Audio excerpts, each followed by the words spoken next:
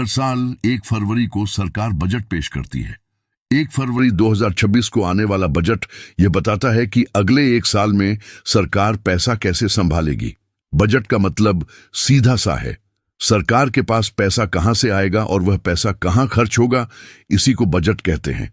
सरकार का पैसा हम लोगों से ही आता है। जब हम नौकरी या काम करते हैं और टैक्स देते हैं, जब हम कोई सामान खरीदते हैं या पेट्रोल, डीजल और गैस लेते हैं, तो उसी पैसे से सरकार चलती है। इस पैसे से सरकार कई काम करती है।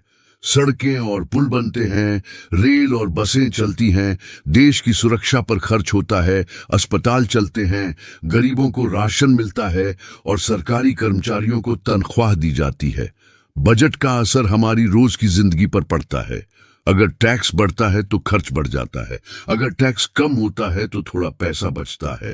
अगर पेट्रोल और गैस महंगे होते हैं तो बाकी चीजें भी महंगी हो जाती हैं। मध्यम वर्ग के लिए बजट बहुत अहम होता है, क्योंकि वही लोग टैक्स भी देते हैं और महंगाई भी झेलते हैं। वे देखते हैं कि लोन सस्ता होगा या महंगा, बचत पर फायदा मिलेगा या नहीं, और खर्च काबू में रहेगा या नहीं। बजट से काम और रोजगार पर भी असर पड़ता है।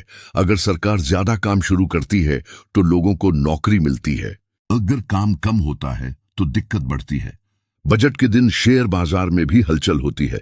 लोग समझने की कोशिश करते हैं कि सरकार किस दिशा में काम करेगी। यह भी सच है कि बजट से सबको बराबर फायदा नहीं होता। किसी को फायदा होता है, किसी को नुकसान, और इसका असर तुरंत नहीं दिखता। कुछ समय बाद असर समझ में आता है। सीधी बात यह है कि बजट कोई दूर की चीज नहीं है। यह हमारी कमाई, खर्च और भविष्य से जुड़ा होता है।